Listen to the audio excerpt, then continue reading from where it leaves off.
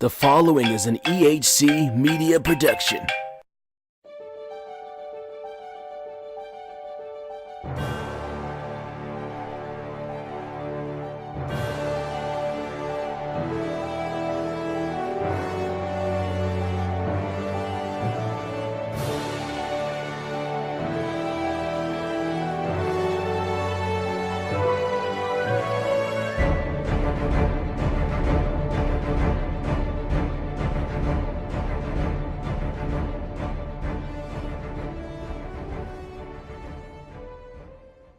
Yo, alright, get my face. It is March 23rd, 2018. WrestleMania is like 2 weeks away. And, as you know, I went to Elimination Chamber. That was amazing. But as far as I knew, I wasn't going to be able to make it to WrestleMania because of a lot of issues. It's a lot of money. It's a lot of time off work. It's a lot of I'm scared to fly. A lot of issues. But this sounds crazy to say, but I think it might have all gotten worked out. I think I might be going to WrestleMania.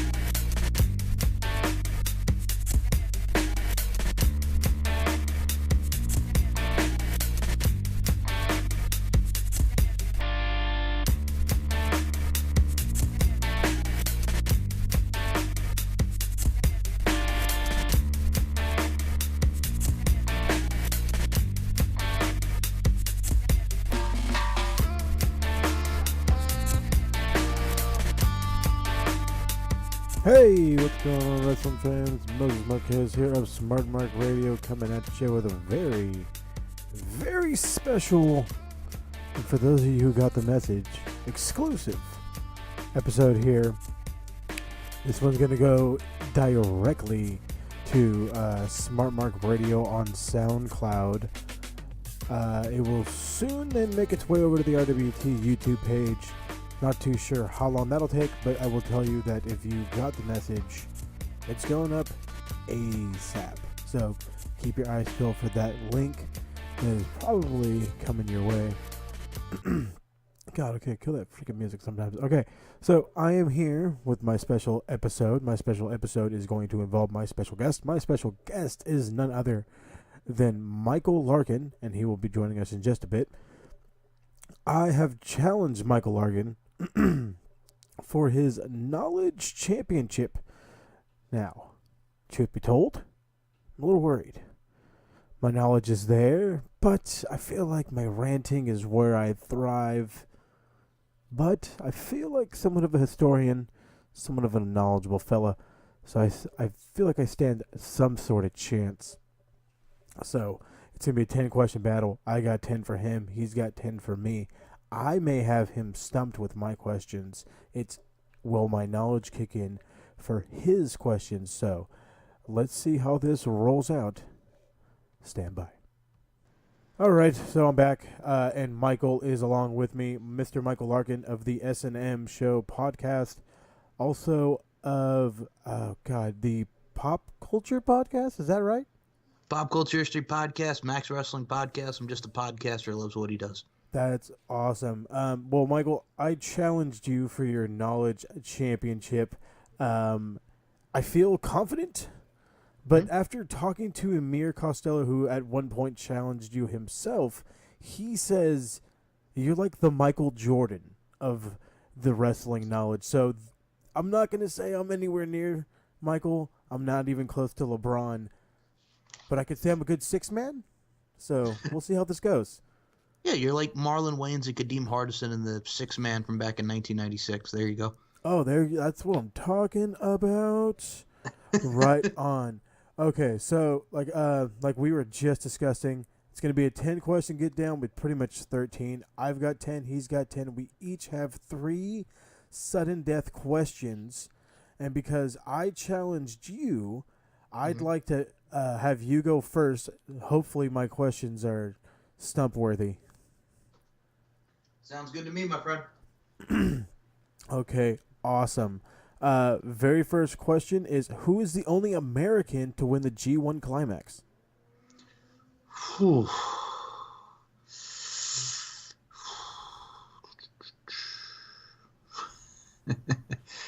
Oh my god. Whew. That's a tough one because, like I said, I'm not on that New Japan hype. But if I'm gonna say one, was it? Ooh, no. It's got to be like AJ Styles or like Kenny Omega or one of them. I'm gonna say it was. I'm gonna go with Kenny Omega. I know he's Canadian, but I mean, yeah, nah, yeah. Let's go Kenny Omega. Um, I'm probably wrong. well, because he is Canadian, I'm not exactly including him. AJ never won the Oh, wow, actually. No, he did win. Holy crap! I got my own question wrong. No, he did win the G1. No, so you know what? I'll give you like a half a point for that one. But All right. actually, what I should have said is who was the first. And so I want to spill this knowledge out there because when I found it, I was like, holy crap, no way. The first American to actually win the G1 climax was in the 80s, and it was Hulk Hogan. Oh wow. Okay, I didn't even know that. No, so like I said, it's a rocky start. This is radio. This is how we get down. So like I said, I will give you the half a point. Okay. I will definitely give you that. Okay. Number 2, we're going to stick with the New Japan. Who holds the record for the most title reigns as IWGP Junior Heavyweight Champion? Ooh.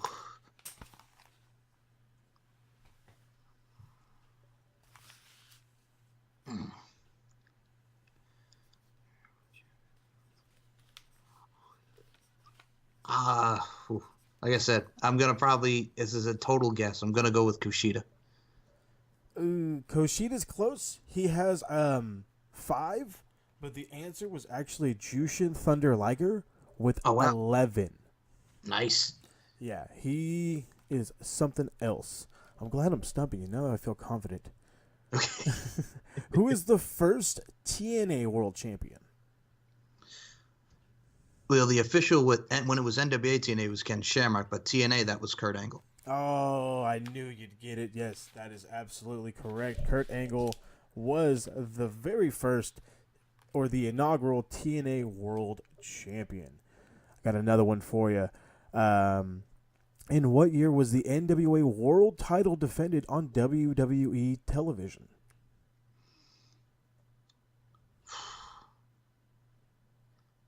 Now I'm thinking back to, oh god, I'm thinking back to the Attitude Era. It's got to be like '98 when they had like that brief NWA WWF relationship. That's perfect. 1998 was the question for bonus points. I'll give you the other half a point from question 1 if you get this right. Okay. Who won it? Oh god, was it? Huh. Was it like? Okay, this is a total. This was it like Dan Severn or one of those guys? It was not Dan Severn, but a very good guess. He came with the title at first. Jeff Jarrett actually Of beat course. Barry Windham on Monday Nice. Night Raw. Okay, I'll be honest with you. My knowledge of Jeff Jarrett's NWA champion was the whole King of the Mountain, so I totally forgot about that. You're right. Okay.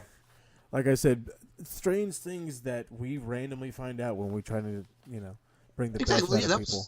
that was also around the time like the Brawl for All happened too. Like that Actually, was yeah. a crazy. Yeah. Because of Dan Severn being there and Ken Shamrock, they were like in love with the Brawl for All idea, and they thought Dan was going to win it all. No, they thought it was not Dan. Bart Gunn. Bart Gunn was going to win it all, and he loses to Mark Marrow, and Mark Marrow gets destroyed, and it was a total fail.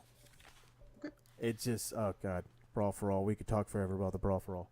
Anyway, I got another one for you. All right. Go back into New Japan here. Who has the shortest reign? The shortest reign as IWGP Junior Heavyweight Champion.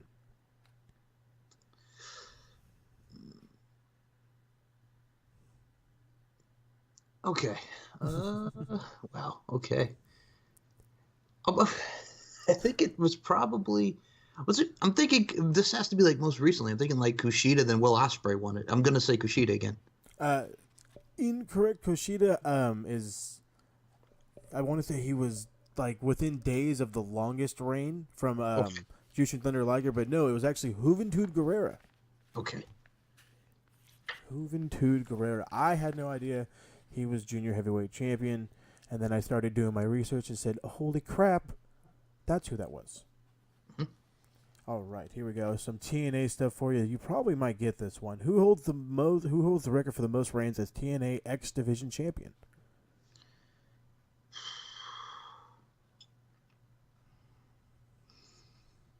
I'm gonna say it's an original. Was it? I'm gonna say AJ Styles. AJ Styles was 2 away from this man's record, and that was Chris Sabin. Damn. Okay. Chris Sabin, who is actually in New Japan right now, teaming with Kushida. Believe it or not. Yeah, and he's also in Ring of Honor right now too. Yep. Oh, that is correct. He is in Ring of Honor. So yeah, that guy's still going. All right. How many different Americans have held the IWGP Heavyweight Championship?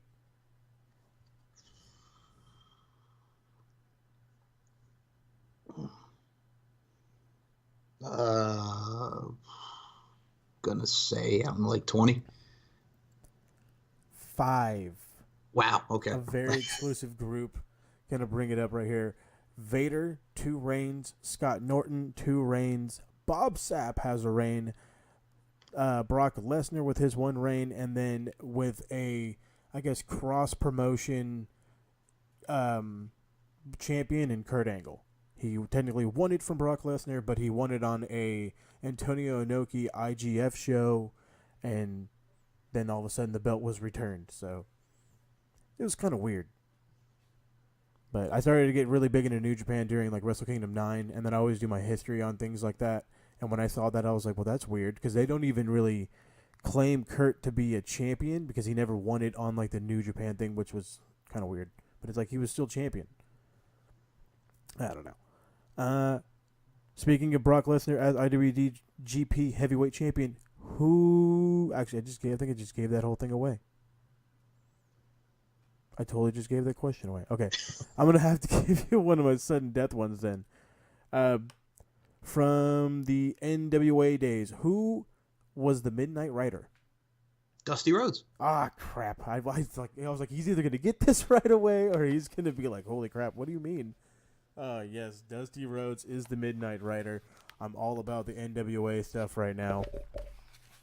All right, let's see. Got 2 more for you. How many active WWE stars have held the NWA World's Heavyweight title?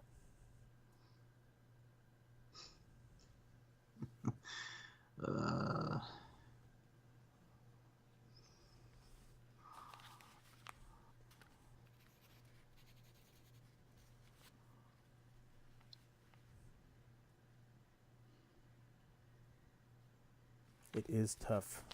It is. Gonna go with 6. That's 2 times too many, unfortunately. Just 3. Just 3? Okay. Can you guess any? AJ Styles? Absolutely. Anybody else? That's active now? Wow. I have to go back in that. Yeah, no, give me the other 2. Rhino? Okay, yeah, Rhino was the champ. Yeah, you're right. And he's very briefly. Very briefly. I want to say he had like a 20-day reign at best. Yeah. But he currently is still active. And then R-Truth. Oh, yeah, that's right. In the early days, yep. In the early days of TNA. All right. I got my last here, and then I'll give you my 2 sudden death.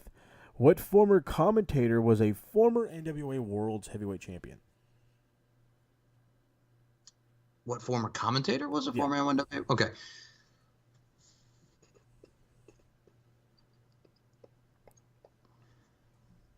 I have to go through my commentators now. Hold on. This is going to be, I'm going to just say this has to be Ring of Honor. Colt Cabana. Actually, yes, you're right. Wow. Colt Cabana is correct. A brief stint as a commentator on WWE television. Not too many people know that.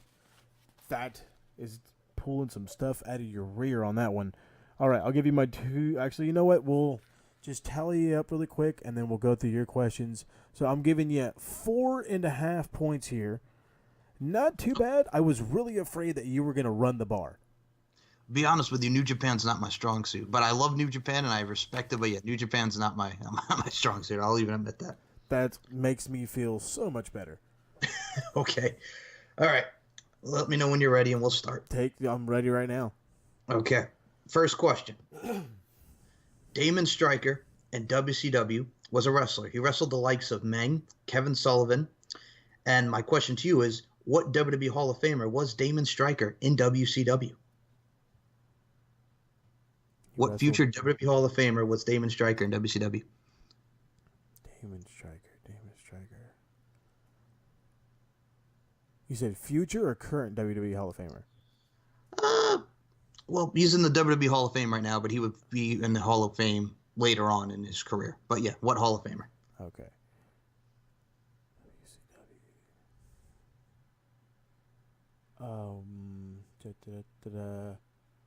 Matt Strike. Oh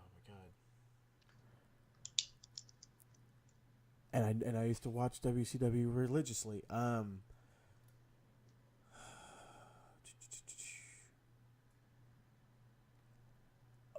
Jesus Christ. I'm seriously drawing like a total blank. Shot in the dark. Former WCW guy. Wrestled Ming. So this is like mid 90s. Around there, yeah. Okay. Son of a gun. I don't think Billy Gunn was ever WCW.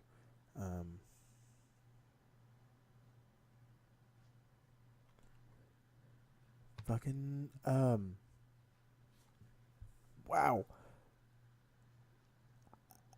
I got nothing. I can't. Okay. I can't stall any longer. I got nothing. All right. I'll put the X there. You know who it was? Please. Edge. You're fucking kidding me. Nope.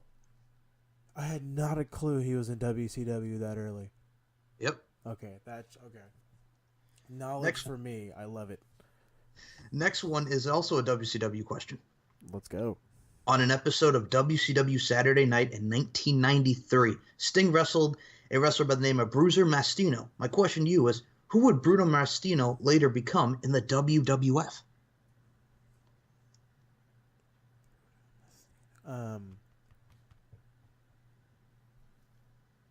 Oh God, it's got to be one of the guys from.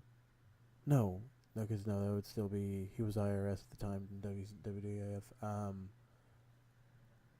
don't know why I was thinking Wyndham, not him. Fuck.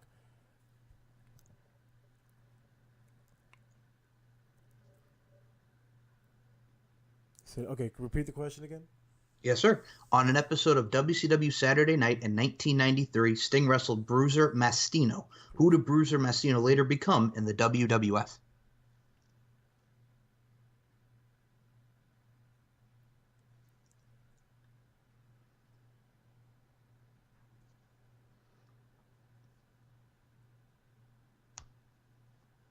I got nothing. I'm gonna go with Doink.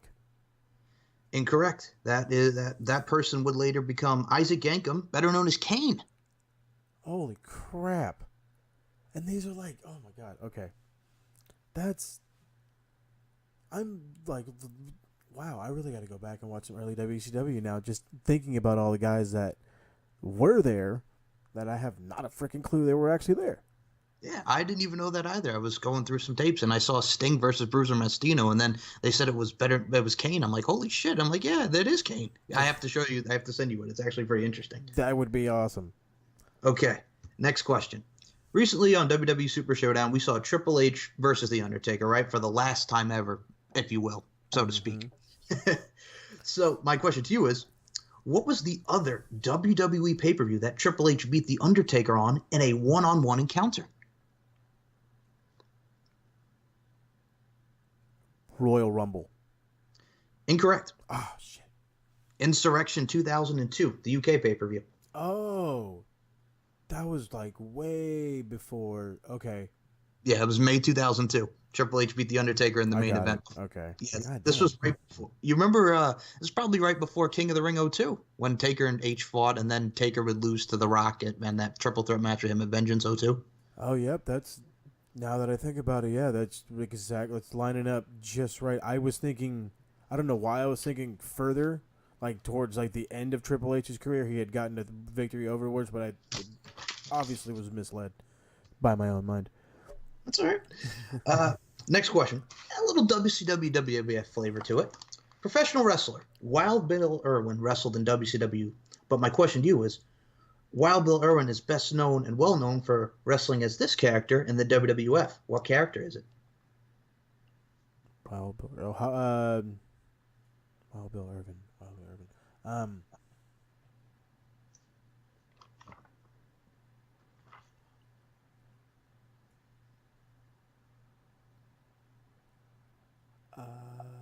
Wild Bill Irvin. What the? Yeah, Wild Bill Irwin.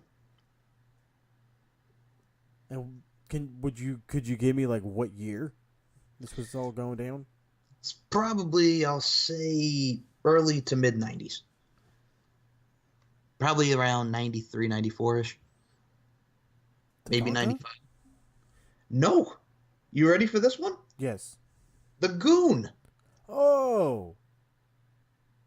Yeah, I wouldn't have known that one. Right? I was like, oh yeah, no. Yes, he wrestled for a little bit in WCCW, World Class Championship Wrestling, did some WCW stuff. Everybody remembers him as the Goon, the hockey player in the WWF. I do remember the Goon. I could not tell you who he was, though, but I do remember the Goon. All right, next question. This is an early WWF, circa, let's say like 91, early WWF. You ready for this one? Let's go. The Undertaker wrestled the Executioner in an Armageddon Rules match at In Your House, It's Time. My question to you is, who was the man behind the mask, the Executioner? Executioner in Your House.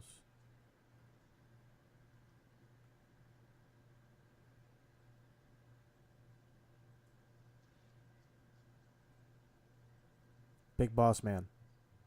Incorrect. Oh, shit.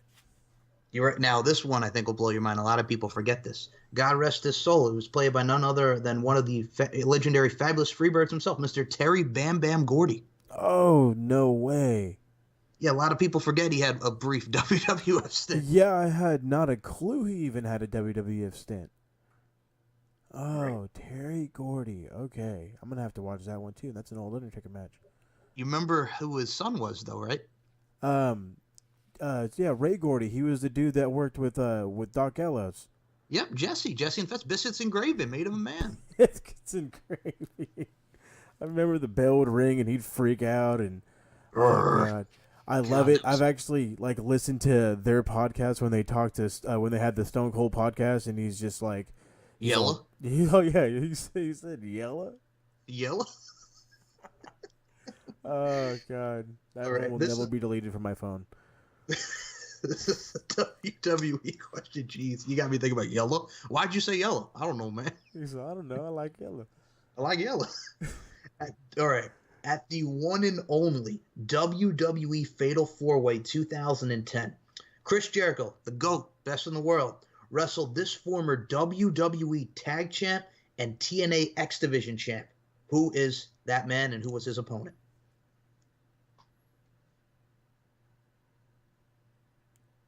You said a former TNA what champ? X Division champ and former WWE Tag Champ.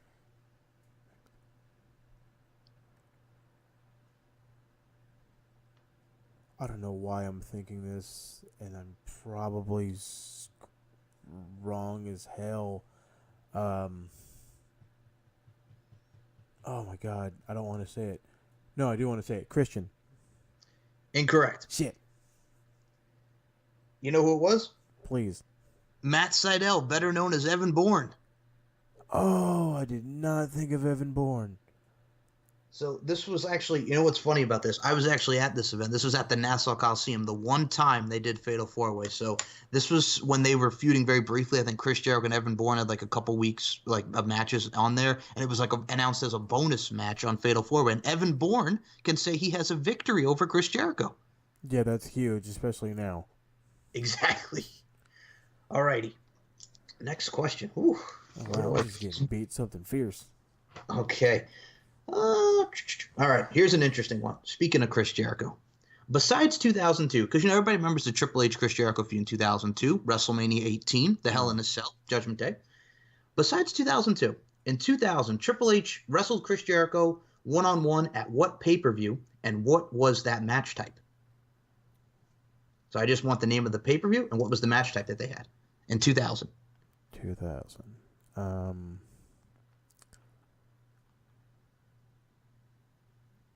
Definitely wasn't a big show. Um,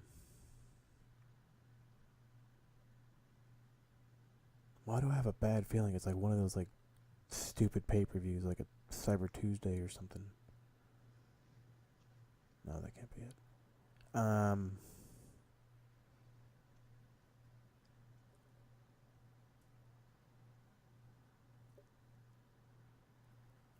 Okay, so the question was one more time. Yes, sir. Besides 2002, in 2000, Triple H met Chris Jericho one-on-one at what pay-per-view, and what was that match type?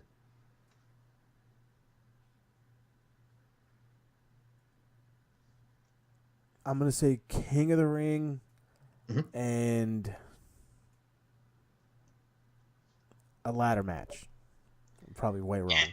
Eh. Oh Lord, Fully Loaded 2000 was the pay-per-view. I fucking knew it was with gimmick one. And you know what type of match it was? Please, Last man standing. damn, I was way off. Well, Yes. This was right after King of the Ring. So there you that's. go. Ooh, see, I was like, son of a gun. Okay, Okay. I gotta redeem myself here. All right, this is a Ring of Honor question. Okay, In September 2005, the American Dragon Bryan Danielson, who we all now know as Daniel Bryan, captured the Ring of Honor World Heavyweight Championship. My question to you is, who was his opponent? Who did he beat? in 2005. Yep, September 2005. Okay, I've got like 4 names in my head. Which one of them sounds like the best option though?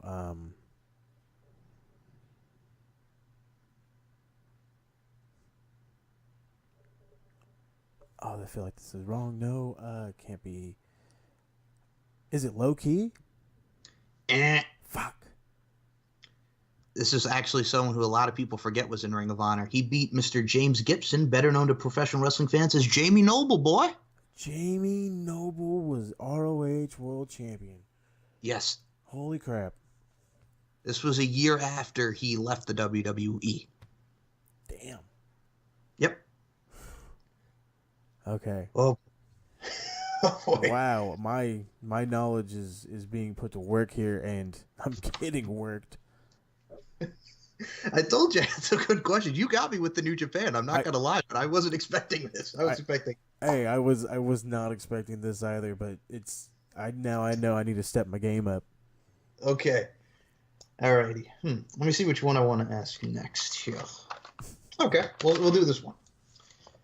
On an episode of Raw in 1994, a young Matt Hardy wrestled this WWE Hall of Famer. My question to you is, who was that WWE Hall of Famer, and what faction was he a part of?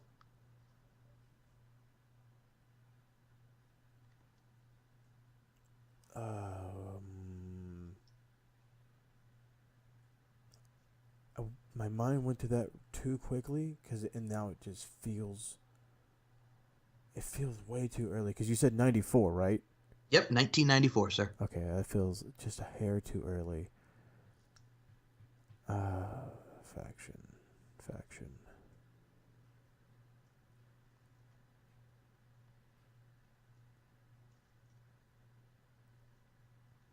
No, that's not. It's too early. It's way too early for the nation.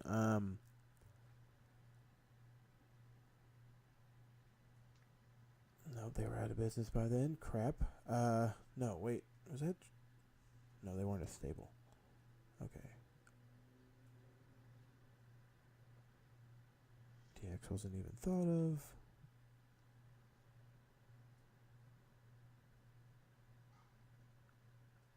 I'm probably crazy wrong, but I'm just gonna go with my first thought. Is it Farouk from the Nation of Domination? Eh. Crap in hell. It was Nikolai Volkov, Oh.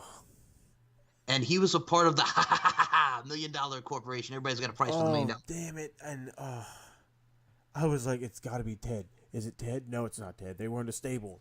Fuck. I was close. You were. Oh, son of a. Oh. Okay. Okay. It's an NXT question for you here, Moses. Oh, I better get this one. Before Victor in NXT, who was Connor's tag team partner in the Ascension? Who was the original makeup? It was Connor and this man. This is before Victor. Oh God. Fuck. I see him and I don't remember his name. Son of a gun.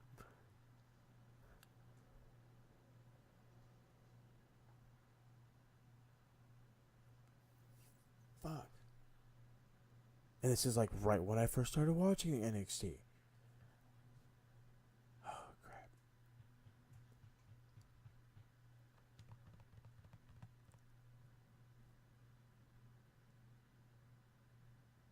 Oh, I'm gonna hate myself for not getting this.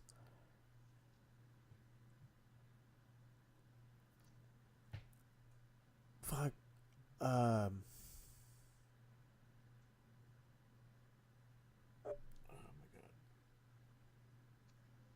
I got nothing. I could see his face, but I cannot come up with a name. All right, that's okay. You ready for the answer? Yes. Kenneth Cameron, better known to professional wrestling fans as Bram. Fuck. And I wanted to. I was looking for his stupid NXT name, but I was like, he was in TNA. What the fuck was his name in TNA? What the? Oh my God. See, I knew I was gonna be mad that I didn't get that one. Okay, I have 3 more questions that I had because we pretty much ran through your questions. I have 3 more. Are you ready? Let's go. What former ECW and WCW superstar made their WWE pay-per-view debut at SummerSlam 2002?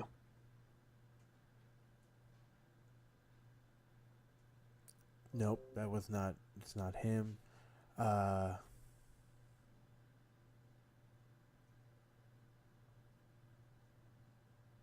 I'm gonna go with Rob Van Dam. It's gonna be an original, isn't it? It was Rey Mysterio. Oh, son of a crap! So no, I was totally thinking it was an original. He was the opening match. He wrestled Kurt Angle. Oh, that's right, he did. I was thinking of Taz at first, but I was like, no, I want to say that was No Mercy. No, Kurt Angle and Taz was the Royal Rumble 2000. Royal Rumble. There you go. You're welcome. Okay, and there was also another reason why I actually picked that question. You know why? Why is this? I was there for that Nassau Coliseum. Brock beating Rock for the Undisputed Championship, brother. Oh, that sounds like it was just killer. I And remember Shawn those Mike- days. I know, and Shawn Michaels making his return after a 4-year absence, beating Triple H, the non-sanctioned match. That was awesome. Wrestling in jeans like a tough man. Yes. Oh, God, nostalgia. And now we just go through the same crap. Exactly. All right, I have 2 final questions. Oh, Are you let's ready, go. Moses? I'm as ready as I'll ever be. Okay, Austin Aries. We know him. Ring of Honor, Impact Wrestling, WWE, wherever. In Austin Aries' first TNA run, he didn't go by Austin Aries. He went under the name of what?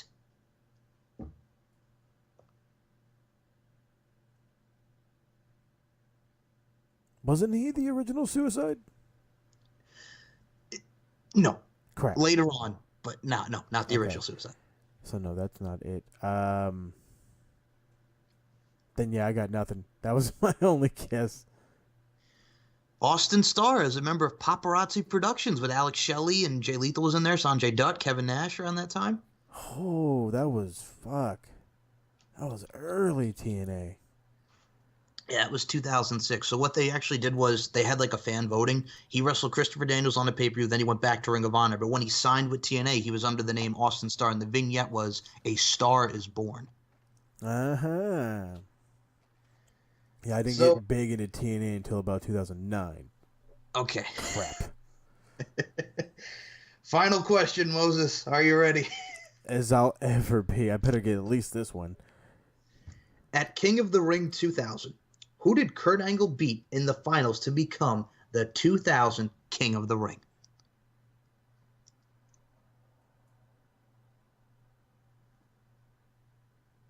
God, I hope I'm right. Edge. Eh. I fucking knew it. You ready? Yes. Rikishi. Big ass fucking Rikishi thong wearing son of a. Wow. That I was not expecting that one. Yep. He beat, I believe it was Chris Jericho in the quarterfinals, Crash Holly, who managed to get through Bull Buchanan, all of them in the semifinals, Oh, that's and right. he beat Rikishi in the finals with a belly-to-belly suplex off the top rope. Well, goddamn. Well, I will give it up myself. I was anywhere near ready for the knowledge that you hold. Still knowledge champion for God knows how much longer, because I don't know anybody that can beat him. If Amir couldn't beat you and I couldn't do it, there's no way I know anybody that could. Maybe if I get a hold of Dave Meltzer, if I get lucky. And then then, dude, you'll give him a run for his money. Yeah, well, I was going to say Dave Meltzer probably has more New Japan tape stash than anybody. Oh, dude, I'd ask him 2 of those questions, and he'd give me fucking 30 minutes of ranting about it. This is all what happened during that time. It was a 5-star match, just high spot after high spot, 5 stars. Oh yeah, before the high spot was cool, and it's like, oh god, here we go. Okay. But yeah, those are my questions. Oh jeez. Well, like I said, I was not ready. I was overwhelmed. Congratulations to you, sir. But this was fun. I had a few laughs. So, like we said at the beginning, you're the host of the S&M podcast. What other shows you got, dude? What's going on? Let us know. Sure. You can check out all the shows on soundcloud.com/MCLarkin92. Steve and Mike's show, we just hit our 65th episode, which is up on the SoundCloud. I do Pop Culture History Podcast. I just hit episode 135 on that. Oh, wow. There's a whole lot of shows. Golden Age of Everything, the Stephen X Hockey Experience. We talk hockey. We talk retro 70s and 80s. There's a lot of stuff on the mic with Mike, who I just had interviews with. Latest one, I got to say, I've had wrestlers on. I've had musicians on. Yes, I've even had a couple adult stars on my show. So if anybody's into that, please feel free and check it out. But the latest one I had was Mr. AJ Kirsch, former Tough Enough participant, and he was also the voice of Buzz in the new WWE 2K19 video game. Oh, it's awesome. I did see that little thing, and I was like, I definitely have to listen to that one. I have seen a bunch of your stuff up, and as tempted as I can be, I always forget to download it. But now that I know it's easy as going to SoundCloud, I will make sure to add it to my giant playlist of podcasts. Awesome. Michael, And go ahead. Last thing I'll say, I'm sorry. Yeah, Facebook, you can just check us out, S&M Show Podcast and S&M Network shows. You can check me out on Twitter at SM Show 1. We have our own website now, Moses, www.steveandmikeshow.com. It's up and running, so you can just hit us up there anytime. That's what's going on, steveandmike.com. I love it. Michael, thank you so much for doing this. You are the knowledge champion. I should not have challenged you, but again, this was fun.